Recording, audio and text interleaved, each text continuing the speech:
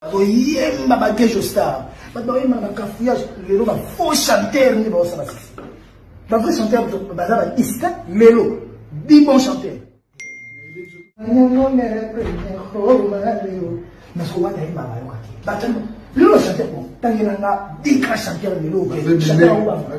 Tomoni Bino, Sangwango Bimagi, pourquoi Fally Ipupa, meilleur chanteur de la RDC, plus de 54 millions de personnes, Yolé Mbiko Lekabango, Gwani Koti Mikolo Ipupa. T'es grand peu de joke, à moni to le baga, il faut que la moi discipline, il y a champion, moni ko ganga, ko sala moi trop, tant si on a pas le rocha cassette, zo ganga, ligo cassette, zo quand ça va bien. Donc il faut me Bino après très beau reconnaître. Merci à trop. Parce que Lelo, meilleur chanteur du Congo, Azali Kofite, Ali musicien Kofi. Fally Ipupa DiCaprio. Ok, faire ego la bakangie parce que a betaki membre moko ya famille na ye ma Kofi. Faire ego la bakangie pour a betaki mona na ya moi si ma Kofi na libumu. Faire ego la dossier oyo loko bakangie parce que azalaki na ba document ya test ya Covid mais ya mbata ya mafia. Posez-vous une question. Pourquoi Charlie Prince, chaque fois qu'il fait... Bon, il a sorti médiatique côté. Pourquoi à chaque fois qu'il réapparaît sur la toile, Azwaka buzz na kombo Fally? Citez-moi ou bien sortez-moi une émission où Charlie Prince a ça la buzz pour la faire égaux là. Et moi j'aurais aimé que Charlie Prince a sa chroniqueur musical, n'est-ce pas?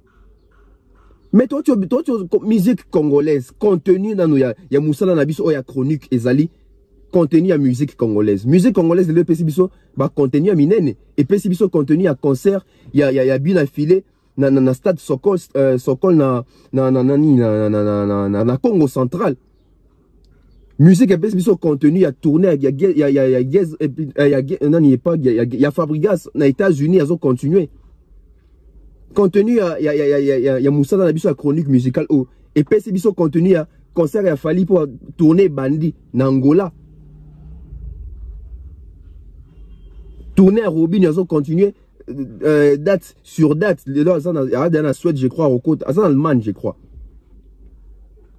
Mais Mouto a bengi chroniqueur musical. On l'a traité Makambouana, il y a qu'à traiter ma vie privée à Batuna, ma règlement des comptes. Mouto a bengi benga journaliste, tout benga na kata corporation, abiso ba chroniqueur. Esprit, parce qu'il faut que l'on ait un esprit à la communauté congolaise. On a déjà dans Dieu merci, on a un esprit à la communauté congolaise. Alors, tout est des bandes de communauté, on a un esprit à la communauté congolaise. Parce que dans quatre esprits à la communauté congolaise, on a jalousie, songi, koiba makambo batu, haine, acharnement. Gaz, moi, on a même pas dans 30 ans, petit concert na na maroquinerie. Au moins, il y a des détracteurs, jaloux, bimi pour le bakeno, à petit concert na boîte de nuit. Il faut aux alamoutements pour voyager dans ma canne ici. Imaginez-vous une personne comme France, Ayebi même pas ici maroquinerie et zalaka. Et puis à découvrir maroquinerie na par Gaz, moi, il y a boîte de nuit. Il n'a jamais été. Vous voyez la sorcellerie de la communauté congolaise. Et pour votre information, Salwana maroquinerie, ça salement mythique. So batu ba éviter. Et pour votre information, pour le là qui s'abino bateau ba ignorant, que ça salle de fête, c'était parce qu'il faut qu'il y ait un abino boué. Et ça salle de fête, c'était les boîtes de nuitée. C'est une salle de production scénique aussi. Bruno Mars est passé par là. Paris, make some noise!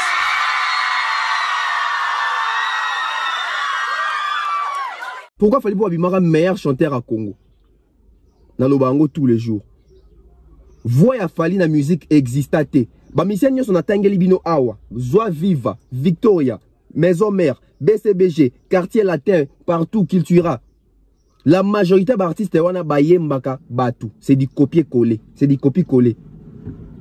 Lelo, hérité zolu kenabiso, dit bon. Hérité watan belelo zolu kenabiso, dit bon. Mais tout bon santé que na batu tout na tangi awe na Viva, Victoria, Quartier Latin, Maison Mère, BCBG. Nani abimara meilleur chanteur à Congo. Chanteur à Congo. Et à facilité, hein. Et Missou Barobi ma meilleure chanteur ya Congo Lelo tant papa mbaza souté.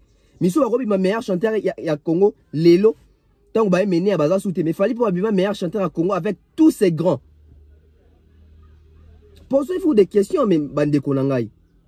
Fally Ipupa ma meilleure chanteur à Congo na ba artiste tout baza en vie. Madilo a en vie Pepe Kani yonga Pepe Kalabatu.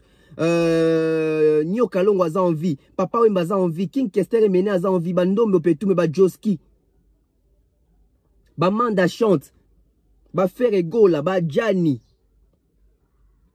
ba Lempela. Fallait abima meilleur chanteur, ba toi tout baza en vie, ba zo yemba, zate ba zo ba pose, ba yembaka.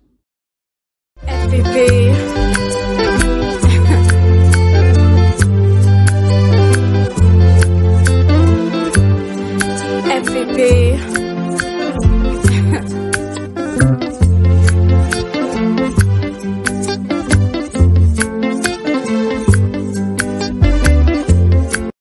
Salut à tous et bienvenue sur la chaîne BF officiel. Mais avant d'y aller, assurez-vous de liker la vidéo, de vous abonner et d'activer la cloche de notification pour ne manquer aucune de nos prochaines vidéos.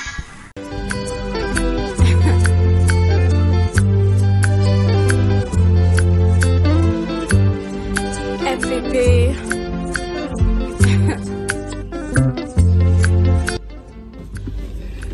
Bienvenue sur la BEV officielle avec Tonton Bev, les transferts les plus chers de la presse congolaise, l'international, 12e merveille, les motiver toute une génération, monsieur Autotune NFL, cerveau penseur, l'ingénieur en communication, et surtout, c'est un plaisir de vous retrouver une fois de plus, hein, jumeau de la vérité, je suis là. Bonjour, bonsoir. Alors, c'est avec une grande joie que je vous retrouve encore, c'est mardi, parce qu'aujourd'hui, là, nous sommes mardi.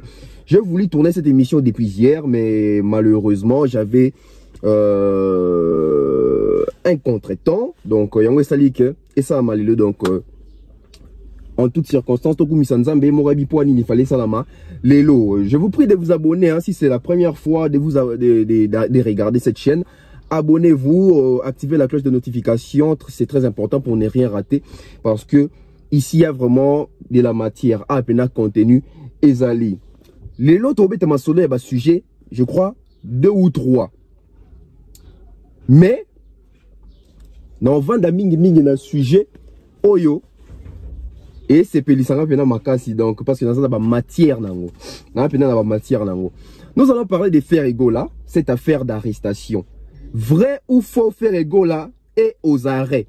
Vrai ou faux, Ferregola a été interpellé.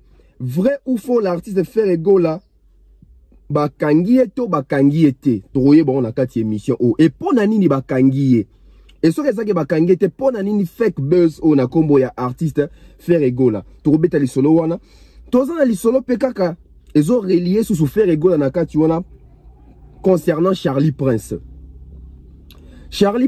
to yebi ki ba sortie médiatique na mingi et za rapona ko protéger image à Ferregola pour ko embellir image à Ferregola pour défendre Ferregola selon yendenga loba ke ya défendre ba faible bien que ngana sepela langote parce que nabi que Ferregola za faible té to vendre na dossier Charlie Prince contre acharnement sur l'artiste Fally Ipupa et to vendre na dossier ya héritier Watanabe affaire ya 10 bons chanteurs ya génération oyo bazate. La majorité des artistes ont le succès, les autres chanteurs ont le succès, les autres baza ba faux chanteurs, baza na madusu na chant.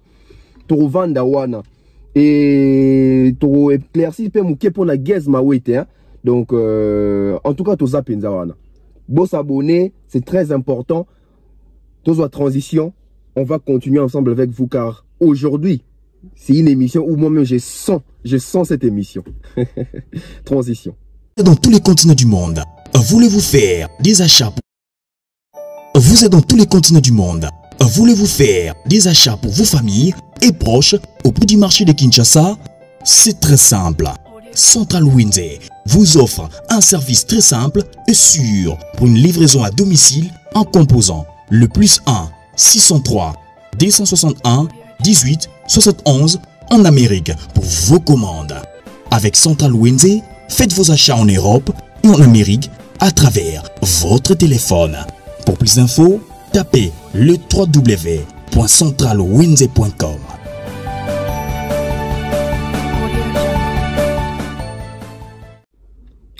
Ferregola, cette affaire, il y a arrestation. L'arrestation, l'interpellation, et c'est ça qui depuis vendredi. Et tout le monde on a toile lundi. Vendredi, samedi, dimanche, l'actualité où cette information a été étouffée. Pourquoi ça a été étouffé? Parce que interpellation to arrestation ça n'ango le sonité ezaka ke otamboli en dehors tam sur mibe comme roboto en dehors ya ba loi to ba règle nde ba ko tia loboko sur yo soki justice ezali penza mais et là on a linga to tanga na nous communiquer oyo yemo ko kutu faire je crois à publier qu'on a mon pays par la Tracy Baréléan etc. C'est qui prouve la substance que oui Ferrego là a été interpellé. Bah misusuko ba a kendaki musika na garde à vue. Il y a 2 jours, je crois, dans ces trompettes. Tout le temps à communiquer, hein, parce que transparence, c'est ça là. Nous sommes dans l'obligation, bon, communiqué officiel.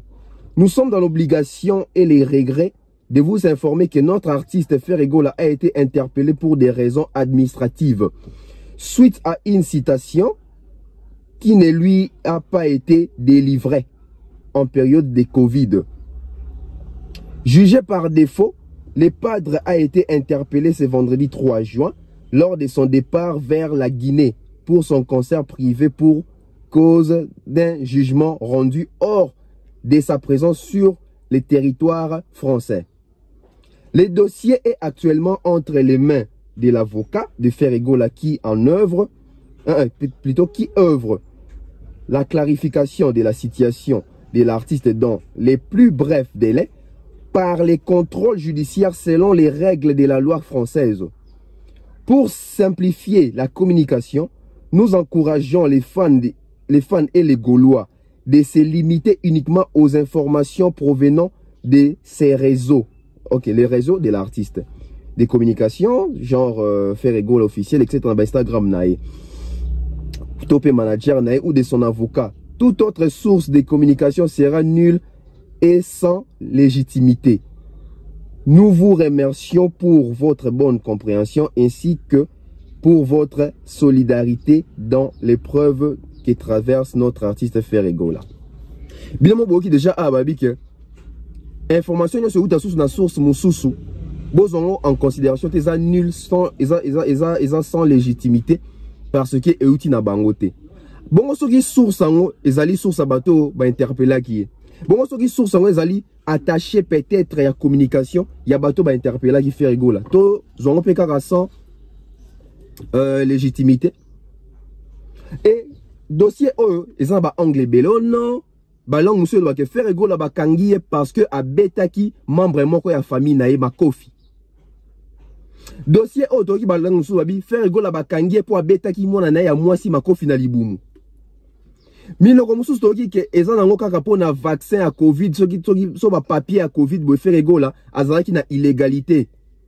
Miloko mususu lobi susu Ferrego là dossier o de quoi ba kangiye parce que azalaki na ba document ya test à Covid mais ya mbata ya mafia. Finalement tokoyo kanani. Parce que lobby ezan makambo administrative.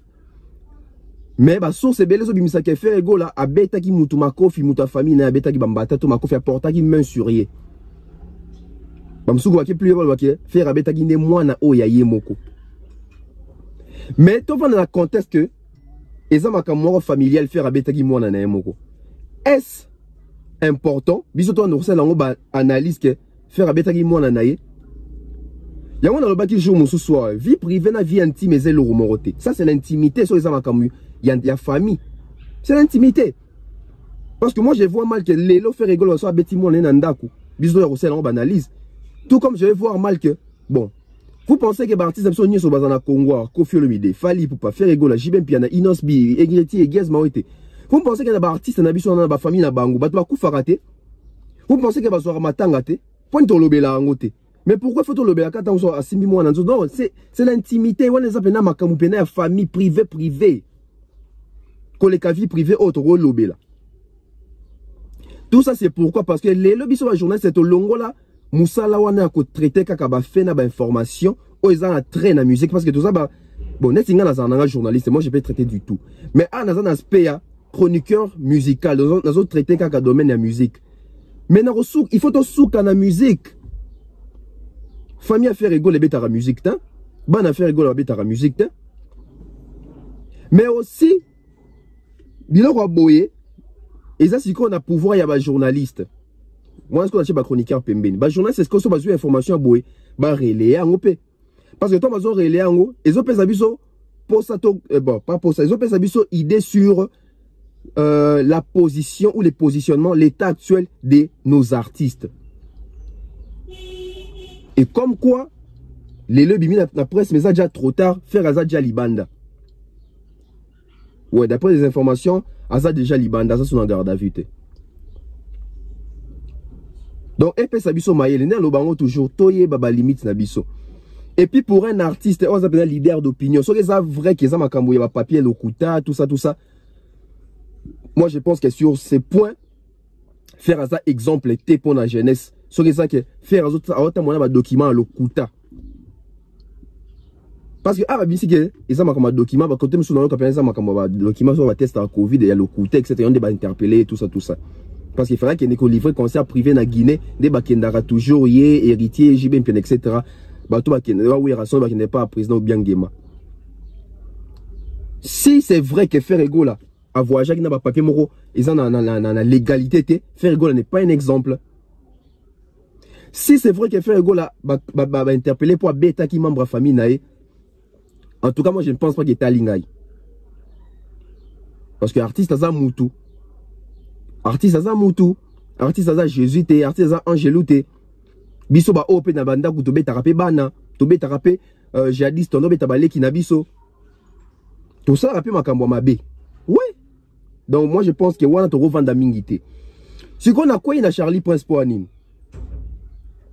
Cette affaire, il y a fait rigola o ezo lié mbalamon comme moi Charlie Prince. Pourquoi? Parce que Charlie Prince a mis créa image na identité moro boye ayaka kolobela makambu ya mabe ko dénoncer makambu mabe au parti so basalaka mais mingi to mona ka dénoncer ka kota Fally Ipupa. Posons-nous une question, so ki Fally Ipupa ndé mutu bakanga ki e boye 2 jours na garde à vue de bazolo ba a Charlie Prince nga ça déjà combien d'émissions? Et maintenant quand il s'agit de faire goal à Charlie Prince, il veut masquer l'actualité à Zuba Voice so gadi la so aya nango sur la toile pour couvrir cette affaire de Ferrego là, tandis qu'il était au courant que Ferrego là est aux arrêts, Sogi Isaiah Solo. Donc vous voyez comment est-ce qu'aujourd'hui la presse fonctionne. Et moi j'aurais aimé que Charlie Prince a sa chroniqueur musical, n'est-ce pas? Mais toi tu musique congolaise, contenu dans nous, il y a Moussa Nabiso, il y a chronique Ezali, contenu à musique congolaise. Musique congolaise, le PCBiso, bah contenu à Minene. Et PCBiso contenu à concert, il y a bien affilé. Na stade Sokol na Congo central. Musique et biso contenu a tourné il y a Fabregas na États-Unis ils ont continué.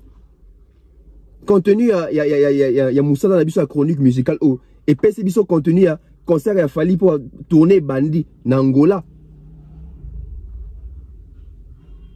Tourner à Robin ils ont continué. Date sur date, dans la Suède, je crois, en Allemagne, je crois. Mais Mouto a bengi chroniqueur musical, on l'a traité Makambouana, il y a qu'à traiter ma vie privée, à batuna ba règlement des comptes. Mouto a bengi benga journaliste, tout benga na kata corporation, abiso ba chroniqueur. Vous trouvez ça normal? Est-ce que Charlie Prince le basa ba valeur pour na bana o bazo linga ba embrasser carrière oyo? Namoni batebele bazo komela ngai tonton Bev Charlie Prince sali live na Gloria Olangi tonton Bev tala Charlie Prince boye.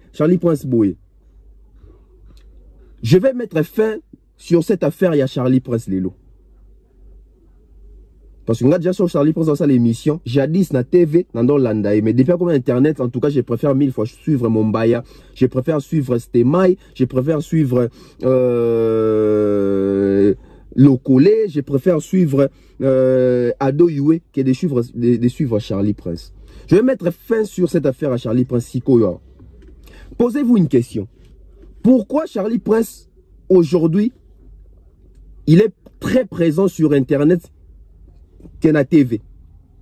Parce qu'il se vante qu'il y a ça le succès à la TV, oui. Mais pourquoi succès n'est mingi et ça la Internet qu'à la TV? On comprend déjà que autre temps, autre mœurs. Deuxième point, posez-vous une question. Pourquoi Charlie Prince, chaque fois qu'il fait... Bon, il a sorti médiatique côté. Pourquoi à chaque fois qu'il réapparaît sur la toile, Azwaka Buzz n'a combo Fally? Citez-moi ou bien sortez-moi une émission où Charlie Prince a ça la buzz pour une affaire égale.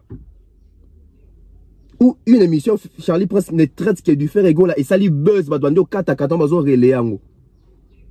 Même Charlie Prince a compris la stratégie aujourd'hui s'il veut exister sur internet avant la cible n'est à Pona il a fallu pour pas il s'accroche là mais posez-vous les questions pourquoi chaque sortie médiatique il y a Charlie Prince où ça a succès et Zali oyo a traité à makambo Fali pour pas to a kenaga à l'encontre et contredire Fali pour pas. Soyez vous comprendre ango vous avez d'intérêt Rolanda Charlie Prince parce que vous dites que lui pour vivre bien pour se sentir un succès dans internet il faut toucher Fali pour pas. C'est clair. Donc je ne pense pas qu'il y a même analyse de Charlie Prince musique. On a plus binoka bilo mi balana bota lango eza réalité. Émission ni Charlie Prince ça na faire et toi ça na faire et pessier makambo. Sortie médiatique ni ya Charlie Prince là pour un autre artiste et pessier makambo. Pourquoi Charlie Prince soit qui tozo lobileto so gazu succès na YouTube n'a pas sortie médiatique né ezala sortie médiatique ou attaque Fali. J'aurais bien voulu parce que dans la Nico live on gloire mon bimbate parce que dans mon anga ba retourner ka sur le moyen na Charlie. Na katia et le va bien Charlie Prince live wana. Bien sûr ba question déjà calculé que ba poser ba question ba c'est déjà un sujet na ba connu. Mais en tant que chroniqueur fall ba oui, to lobby ma comme to lobby mais si on appelle ça bien ce information parce que toi ba journaliste. Fali pour passer en Angola bandi tourner héritier watana bazan na Guinée Gez Mao tabeta qui concerne la maroquinerie bilo ko féliciter ya ko vanter yango wana mais bouche bé ba bon ça la musala oyo na ba haine na ba jalousie mo robot pas important on prend Gez Mao été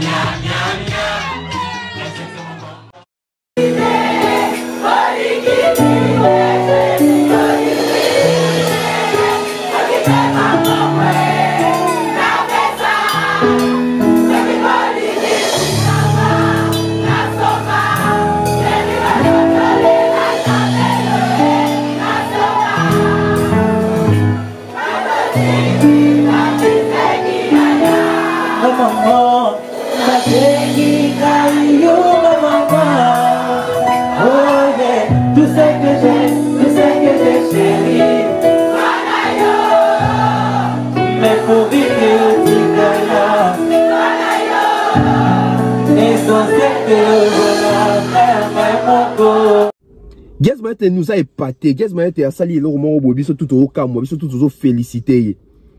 Il a mis tout le monde d'accord. Et pour la bateau yo, si les lo bazaka na esprit parce que faut que l'on esprit à communauté congolaise. Là déjà na Dieu merci, na esprit à communauté congolaise. Alors tout est des bandes de communauté l'on esprit à communauté congolaise parce que dans quatre esprit à communauté congolaise la jalousie, songi koyeba makambo batu haine, acharnement. Gez moi na bato ça même pas na 30 ans beti concert na na maroquinerie au moni ba détracteur ba jaloux ba bimi pour le bakeno a beti concert na boîte de nuit. Il faut osala mutumo bo voyager na makanisi. Imaginez-vous une personne comme France té ayebi même pesika maroquinerie ezalaka et puis à découvrir maroquinerie na par Gez Mao te mazo ba keza boîte de nuit. Il n'a jamais été. Vous voyez la sorcellerie de la communauté congolaise. C'est pas normal. Osala té oyebi sika ezalaka té. Pour na kaka jalousie na haine. Et pour votre information, Salwana maroquinerie, c'est salle mythique. So batu ba éviter. Et pour votre information, pour le là qui s'abino bateau ba ignorant, que ça salle de fête, c'était parce qu'il faut qu'il y ait un bino boy. Et ça salle de fête, c'était les boîte de nuitée. C'est une salle de production scénique aussi. Bruno Mars est passé par là. Bobby Bruno Mars aux États-Unis. Nzemne ya lingara mingi ya When I Was Your Man. Batouabi Nzembo, une très belle chanson Bruno Mars. Bruno Mars wana États-Unis, ça carton États-Unis wana a beta na maroquinerie wana. Y a pas que lui Barty basé belé a beta na maroquinerie wana. Paris Jackson pas beta na maroquinerie wana. Donc ça ba salle moko mythique. Salle mythique ingé ça ça salle moko monete. Salle moko e cause la pe mouké mais y a un confort, ils en a ba éléments tous ils ont reliés pour la concert où ils a concert mon production mon scénique il y a envergure mon etc. Même Olympia c'est un salle mythique. Fali pour babeta na Apollo Theater. Yo kasi Apollo Theater za sala ndeni. C'est une salle mythique. Ba salle ba Michael Jackson ba lekana ba James Brown ba lekana ba Apollo Theater wana. Congolais Moussa ne angoyo. Motema mabe, haine, acharnement. Ce qu'on lobby bon aux unis. Au quand on quitte ici Gaz Mawete, hein? Il faut savoir que fier, mboka na biso drapeau na biso des hommes matalikolo bongo. Na âge na wana tant musique ça passe bois oser abeti musique. Bo jeter ba fleur. Ou l'air jeter ba soy na mabanga. C'est honteux. Donc ça pour na bateau ku bango ba aibi même pas ça de boutique zani. Déjà, ils ont ignoré déjà maroquinerie. Et puis, ils ont la capacité à 1073 places, si je ne me trompe pas. Et Gaz Manet a sali sold out dans la salle. Et chaque nzembo, Gaz Manet a un nzembo, chaque nzembo, Gaz Manet a un public. Quelle réussite de cet album. Mais laissez-moi parler de cet album. J'ai raison de parler de cet album. Comme chaque jour, comme tous les jours. Vous allez dire que nous sommes corrompus? Parce que nous sommes en train de vendre l'image positive de notre musique, de notre culture et aussi de notre presse congolaise. Nous sommes désolés. Si vous ne supportez pas la vérité, nous allons vous tuer avec des vérités qui vont arriver, qui vont venir et qui viendront toujours. La vérité est que cessez de pleuvoir. Alors, boula tabagan. Boula tabagan parce que vous êtes un adversaire de taille pendant la vérité de la presse congolaise. Et vous allez souffrir pendant longtemps. Le côté régnait trop et l'élo veste à le côté comme au longo. Sujet à Souka. Ah, on est fait ainsi qu'à Naza. On est content parce que les émissions sont préparées. Badeo brando, bayemba, deo brando, ayembi vocal là, ayembi vocal kuna bayo keliti. Musique c'est facile. On va nous mettre comme on mauvais même pas. Beti na ba. Pero douana. Na koti sire coupe la suie. Même. Pacheco. Ah, j'en sais maman. Pompom yaki. On a Victoria Lesson bazo yemba bagejo star. Bazo yemba na kafouillage le lo ba faux chanteur ni ba ça sisi. Ba vrai chanteur baza ba iska melo. Bi bon chanteur. Nete bino de ngana yino. Boyo ba mutwa ibo yemba te o avance o na flash. Ba fancy ba beno yo po yino ba ngombe. Quand je continue, mais on toi il voyait battre avancer ou na flash. Ba fancy ba beno yo po yino ba ngombe. Quand je continue, mais on m'a fait boulot na bino. Parce que je vois ba tout ça presque ba zone ça ba tout na en dédicacé ba tout. Mais on m'a dit Théa aussi. Eh ba ba yemba libérateur Big Zas. Ya vu. Si on peut on doit na héritier hier. Bagrifka, Bela Maloué, Wayamba, Chabon. Aleka Kananzela, Bela Kayo, Nere Maloué, Badani Kulibayi, Nanyango, Madame Poto, Viens à Mapoka, Nanyango, Nere Premier, Maleo, Nascoa Naïma, Batano. Le chanteur, tant qu'il en a 10 chanteurs de l'eau, Fali Poupa, grand chanteur. Azara déjà Fabregas, grand chanteur. Azara Pérodona, bébé, même. Pérodona, il y a un libéron, un mamoto, un bachemi, qui battait, un ministre, un PC. Big Zasa, ma victoire. Et arrive à la vie. Héritier Watanabe a faire 10 bons. A faire 10 bons chanteurs Oyo. Namoni Bate Belé. Baziongo likolo, mais ça sujet très très pertinent. Et merci na héritier n'a révélé tout sujet oyo. Affaire il y a 10 bons chanteurs. Héritier Watanabe mutapesi biso contenu on a yé moko pe na ba argument na albi à l'époque. Parti Pacheco Zomba Koto, Pompom Yeka Zomba Koto, Deo Bodo Zomba Koto, ba Soleil Wanga, héritier pas Bimi, Pache voix etc. Les lots ba Zomba na ba cafouillage, les lots ba faux chanteur ne ba ça la succès, c'est bien. Et tant que batangeli parce que héritier mon route à Singabi botangela ba nani ba ça succès les ba sur la vrai chanter sur bon chanter sur ini journaliste maman bandi abi Fali Poupa yoka réponse à héritier Watanabe azalaki déjà l'époque wana té c'est bien azalaki déjà l'époque wana mais faut repérer ça la précision azalaki nani l'époque wana maintenant voilà aussi côté non continuer non to beta pena historique siko yo to ba que lelo héritier cause on a raison bateau ba ça va succès na ba chant mingi ba faux chanteur. Mais à l'époque, il y avait cet esprit-là, il y a travail. Héritier a raison, hein. Parce que on a viva, n'importe quoi, vivant, n'importe quoi, tu vas chanter à l'époque, n'a besoin de ba panza chant. Alors to ke nango na ba groupe. Tozo ba groupe ebele. Il y a ba artiste musicien, chanteur, ba bon chanteur à l'époque. Tozo ka génération 98, tozo katati na ba 2004. Bon tozo katati na ba 2005. 98 ti 2005 toyeba ba talent des talents ba chanteur na ba chanteur. Pour na likambo ya ba di bon o toroya. Nous avons eu des chanteurs, nous avons connu des chanteurs dans le groupe Viva la musique à Papa Wemba. Dans la liste out. Tozo ba chanteur le roi ba Pompon Miyaki à l'époque. Oyemba Jansi Mama. Tozo ba chanteur le roi ba Bendo Son. Mutoka kolongola mo ba tu souci ya redi a misi na Viva la musique ba Bendo. Mutoka pesa pena écriture, il y a nouvelle écriture parmi Bendo Son.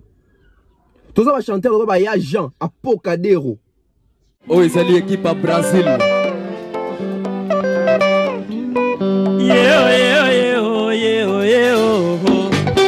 Nga como bela ompona yeo. Fani kibinda oyo kanga tosha fula kanda wapi weke. Ye obana masina o. Kimbanseke oya tosenga na nzambe alimisa bango tosengi na yawe alimisa bango na mabeba sala bafinga Papa Wemba na mabeba sala bayo ankolo histoire e komama na Biblia ke na ntango ya nsuka e komama na Biblia ke na suka ya siècle botosi ekozanga bana epai ya bakulutu botosi ekozanga bana epai ya lenkuru toka mwani veto tanga de Timothée chapitre 3 mamuno e aibwala ve. Je suis tout à Francesco Smalto. Dans nos vendis sa deuxième loi qui est dans la vie va la musique à l'époque. Tous les chanteurs le rôle là-bas Al Pacino parce qu'Al Pacino a animateur a arrivé chanter puis chanteur au 50 deuxième c'était mort à Cuba. Tous les chanteurs le rôle là Patti Pacheco. Mais Patti Pacheco. Quand c'est mené à recours. Exercice à chant dans des mots 50 deuxième ça pesa bato likolo ba exercice ya chant. Tous les chanteurs le rôle là Danny Koulé, ba chanteur le rôle là ba Christian Lema. Bah chanteur le rôle là Chabron je crois si je me trompe pas. Ouais les une équipe à vivre la musique. Bah bimi bo senti ba chanteur senti que ba mi bali ba yemba. Et il a raison ton le ba que le ba chanteur tam sous ba ça sous terre. Au long na vivre la musique quand tu ton école il y a Victor et Leison il y a Emene kuna ko sakanate. Kuna ba ba yemba. Kuna black te. Ozu chanter le roi Sampaio. Vendre libido na de à katikati. Deuxième mais à katikati Sampaio. Ozu va chanter le roi Gejo Star Black T. On a pena ba maman na ba ténoriste. Ba première voix pena ndemo ça quand biso to vivant époque en attendant ba kana ba char des poules quand je revois les images. Ba chanter le roi là ba souhaiter laisser. Ba Zoé Bella. Ba chanter le roi Zoé Bella. Les procureurs. Bah chanteur le rôle là bon Guy Moller Azaraki animateur. Guy Moller Azaraki animateur. On zaki attaquant des pointes il y a Victoria. Équipe a mené un zaki solide. Ba tu ba yemba. N'époque wana, tozaka na wana. Tona 98 au matin. Tozana un groupe le rôle là Wenge Musica Maison Mère. Kuna pezaki Black T. Ba chanteur le rôle Gianni Cecele. Didier Lacoste, Ferrego la Bataringue, Hervé. Bachanteur Babi Ndombe, à la deuxième, on senti que ça, il pose, il te fait son père, il te fait rêver un peu du Pépé Calais, il peut faire du Madilou, Babi Ndombe wana. Aux JDT, Black T, deuxième mais mélancolique, il y a mélancolique, Mingiter. Bajilete baoyemba à l'époque. Bamabiala baoyemba. Héritier watana baye. À l'époque, héritier chez vous apé. Au long on a l'équipe Wenge Musica BCBG. Ba chanteur ni bazang na BCBG. Eh. Alain P la mochua. Soka posé ou senti que chanteur a posé. Gilles Cubens les professeurs soka Simbi Cœur. Bois assuré.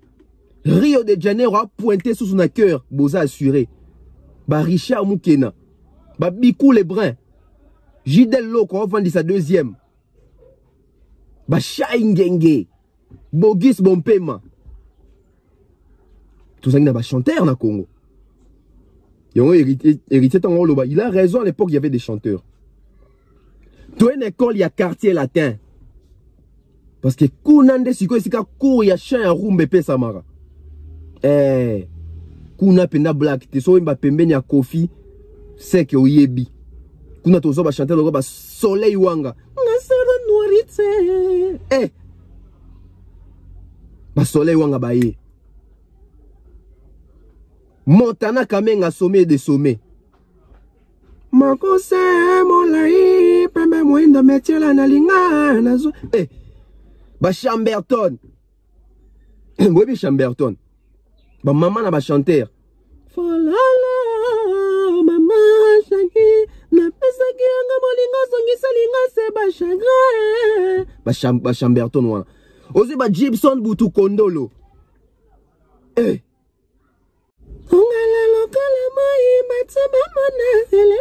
Eh, Ozi va chanter, on va Fali Poupa. Aïna qui est morobo. Va bourromper là. Lola Moana digital. Nous avons eu des chanteurs. Bah Jordan Koussa posé, boukadé. Dans ma tournée sur la tanga, va tourner sur ma bimagi l'époque de la génération wana. Naïbe si kana okwe une analyse nangai.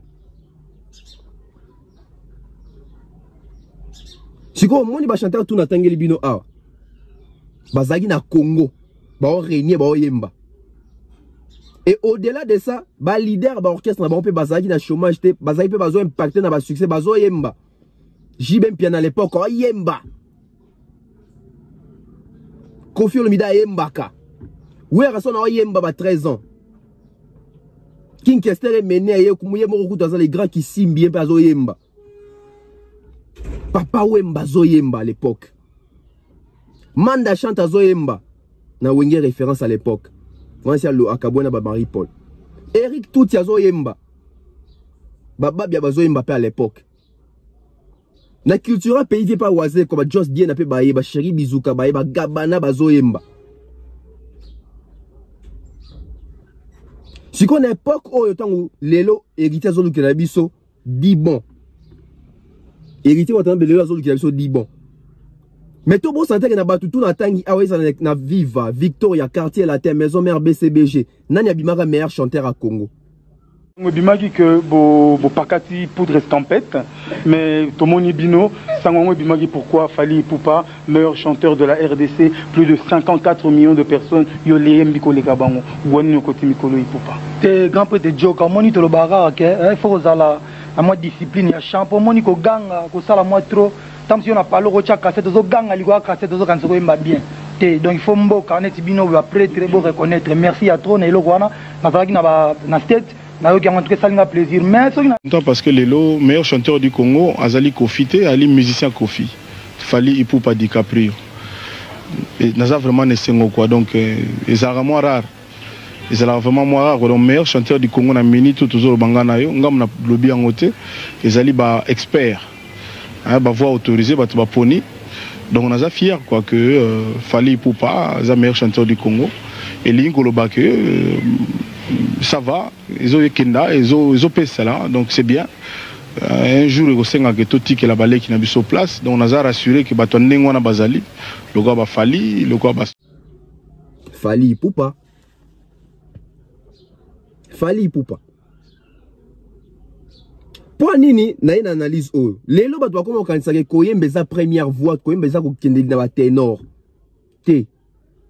Les chanter, les chanter, c'est varie dans les textes. Ozoye Mbanini. Comment est-ce que tu accompagnes tes chansons? Comment est-ce que tu chantes tes chansons? Qu'est-ce que tu chantes? La voix, oui. Mais cause la secondaire. Il y a liboso za maloba. O chani na banzembu na yo. Na loba ango awa. Vous pensez que Batunio son atangi awa? Baba faux chanteur, baba bon chanteur. Mais pourquoi Fally Ipupa a été élu? Pourquoi Fally Ipupa Abimaki meilleur chanteur à Congo, s'il vous plaît? Tant qu'il fallait Abimaki meilleur chanteur à Congo, faire à Yembaka. Babindo Yembaka. Adjanya Yembaka. Jideta Yembaka. Ba Blaise Boula ba Yembaka. Ba Jibe ba Yembaka. Ba Soleil Wanga ba Yembaka. Ba Bourreau ba Yembaka. Ba Deo Brondo ba Yembaka. Ba Pati à Santa ba Yembaka. Ba Sampaio ba Yembaka. Ba Gejo Star. Ba Zoé Bella. Ba Bogis Bompema. Ba Rio. Ba Lempela. Ba Chaingenge. Tant qu'il fallait ma meilleur chanteur ya Congo. Tous ces chanteurs là bazalaki. Tous ces chanteurs là bazalaki. Et pourquoi pas hériter que tu fais le baguette? Toi bataille comment fallait pas. Oui, il y a où un meilleur chanteur na biso à l'époque. Parce que lelo na lo bango doit kanisa ke koemba likolo za koemba te yaya. Et pourquoi Fally pour gagner ka? Pourquoi Fally pour abimara meilleur chanteur à Congo? Na lo bango tous les jours. Voix ya Fally na musique existate. Ba misien nyo son atangeli bino awa. Joie Viva, Victoria, Maison Mère, BCBG, Quartier Latin, partout qu'il tuera. La majorité d'artistes wana bayembaka batu, c'est du copie-coller. N'habite tout le monde, n'habite la majorité. Oyo ki artiste obi ah oyo yemba ni papa wemba. Ah oyo ibi mo maele ka ya ready. Oyo zo yemba Modogo. Oyo zo yemba Madilu, oyo zo yemba Pepe Kale, oyo zo yemba Carlito, oyo zo yemba Debaba. Parce que chanter, c'est aussi l'apport. Apport y a voix à Fally wana. Parce que bato belé quand on se moment na balingara Fally déjà dans nous bato belé pe ba jaloux ne ka mais ba yebi ke na makambo oyemba. Leo na moni na ba miel de so ba koti pe ba makambo ngo. O makambo ko yemba etc etc. Ko yemba za ko ganga likolo te ko kende deuxième voix te. To ko kende première voix likolo te. Ba grand artiste écoute si ba expliquer ngo. Parce que so ba nimba me so ke bato ko yemba likolo nde ba le karabatu. On a besoin cracher na ba emeneya. Et ce qui est bien que, ose à la première voix, ose à la deuxième voix, voix li dans Nzembo basalango toujours na deuxième voix. Voix li dans Nzembo sera toujours la deuxième voix.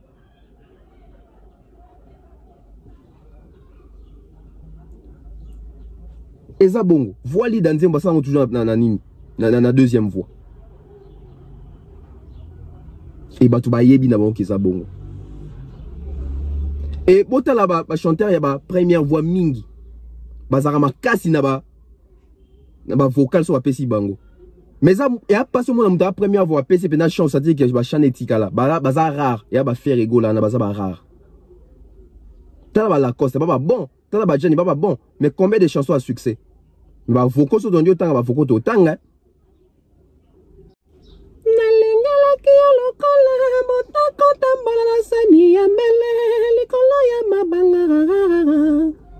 Donc, on comprend qu'aujourd'hui, parce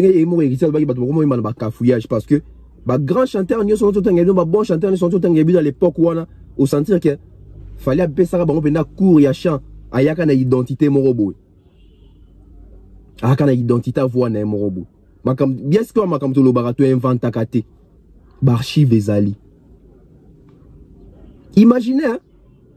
Posons-nous vraiment des questions. À l'époque, les chanteurs sont tango bazo yemba bazo panzamingongo. À l'époque, les chanteurs sont bazo yemba bazo panzamingongo. Mais il fallait bien meilleur chanteur à Congo. Parce qu'à Pessara, déjà, court moué. Dans un thème local là-bas, on va effervescent et Kachaka, on va bien en Kachaka. Il y a mon nene, bah, et puis, court moué. C'était une nouvelle façon de chanter en fait. Kubuka, tengama, etc. Et tant à l'obarango. Et imaginez aussi. Mais il fallait pas rose, puis imaginer qu'à l'obarango à torturer, pour y avoir meilleur chanteur. Mais pourquoi il ne le fait pas? Et ce qui est parti de monsieur. Parce que en termes de meilleur chanteur à Congo, il y a facilité. Et Missou Barobi ma meilleur chanteur ya Congo lelo tant mon papa mbaza souté. Missou Barobi ma meilleur chanteur ya Congo lelo tant ba mené à baza souté mais fallait pour ma meilleur chanteur à Congo avec tous ces grands. Posez-vous des questions mais bande konangai. Fallait ma meilleur chanteur à Congo na ba artiste tout baza en vie. Madilo a en vie, Pepe ni yonga Pepe Kalabatu. Nio Kalongo a en vie, Papa Wemba a en vie, King Kester Mene a en vie, Bandombe Petou me ba Joski. Ba Manda chante, ba Ferregola, ba Gianni, ba Lempela. Fallait bima meilleur chanteur, ba toi tout baza en vie, ba zo yemba, zate ba zo ba pose, ba yembaka. Ba yembaka. Posez-vous des questions. Donc, les leçons, il faut tant qu'il a hérité ou attendre 10 bons chanteurs. Il faut tout bandara fali wana. C'est un bon chanteur parce que a yembi na lingala, a yembi na français. Banze mongo ils ont consommé batou, à faire chanter batou. 10 bons chanteurs. Tout ça ba fali, tout ça ba ferré, tout ça ba yemoro, héritier, tout ça bien affilé, c'est un bon. Aujourd'hui nani susu na rocha. Fabga Space Aïmbara bien, c'est un bon.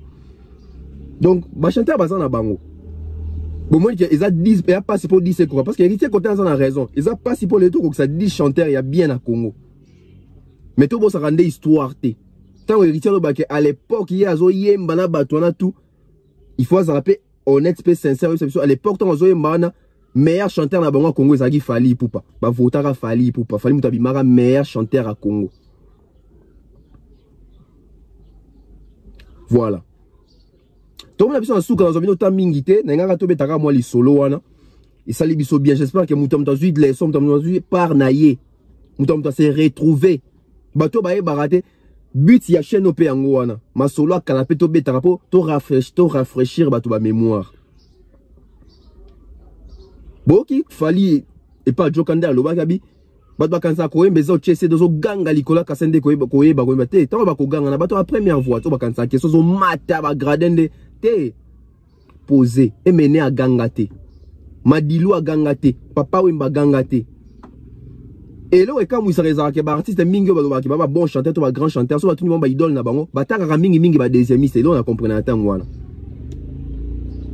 o ka ba tenga bido ba vie Gina wa Gina la première hein? Pepe Kale Koutazane na katikati. Ni première, ni deuxième année katikati. Banet ba déclare, banet ba fali ba déclare, banet ba madilou ba déclare. Bon, de bara déclare, hein. Dé à katikati. Parce que, toi, on a ba dé assez, toi, on a ba dé moyen, toi, on a ba dé élevé, toi, on a ba dé léger, auto banet ba déclare, etc. Parce que, tout ça, dans une différence entre Ozora et Tozu, dans une neti, soit dans une Kofi Olomide, Kofi Olomide, il y a dé assez, il y a profondeur. So aujourd'hui, Modogo ça de lourd. Parce que na lourdeur ya Modogo na tindika a musika makasi. Modogo ça de lourd. So aujourd'hui chanteur logo là Redi Amisi aza de moko moyen. Parce que a kokipé moi a de moko moyen. Ba deux légers et ça ba fali pour avoir deux légers parce que deux légers dans ana katikati ya première na deuxième one. Soit la chete bibi on va dire fali vous attendez me partir ça na whisky chérie comme linganyoka allez on les a sous deuxième thé on a pumbo maintenant regarder même so une démonata service love il part donc on va déclarer bango ba madilou etc. Donc toi il va rappeler que classifier ba et puis toi il va respecter ba chanteur nyonso ne tu lo ba awa lelo ba te belé ba ko ya obima ba meilleur chanteur à Congo tant ba papa il baza sous-souté hein. Mais il fallait bien meilleur chanteur à Congo. Bon réaliser un peu avec tous ces grands dans tout le temps il a bido bazaki en vie. Ba yo yemba ya te batika musique ba yo yemba. Merci comme ça toutes les personnes balandi biso, merci à mes sponsors César Amanyamani César, monsieur Franck Kassongo, hein, merci pour tout. Bon séjour à Kinshasa. Et je vois comme ça monsieur Eric et madame Laetitia Diandenza, Mister Mukanda Muktek depuis Washington DC, Jonathan Mandila, hein, toujours maman Néné. www.centralwenze.com, hein, je vois comme ça Jocelyn Bagua Bila Boavidance, Brenda Lakoutou, Maman Flo, Maman Eugénie, Maman Blondine Efenge, Maman Marlène, Maman Marceline, hein, bah maman père va rappeler belé, maman Jacqueline. Je vois comme ça oncle Stone Mwamba, oncle Chico Moucheni, l'honorable prince Tukuzu, hein, Ngande Tembet, fiston coloqué zap zap zap. Je vois comme ça Jérémy, hein, Jérémy depuis les États-Unis. Donc c'est la famille quoi, Jérémy depuis les États-Unis. Stéphanie Mac, hein, Alfred Ndelo, Antonio da Costa, Nouch Mawete, hein, mes salutations à vous et sur Gozali.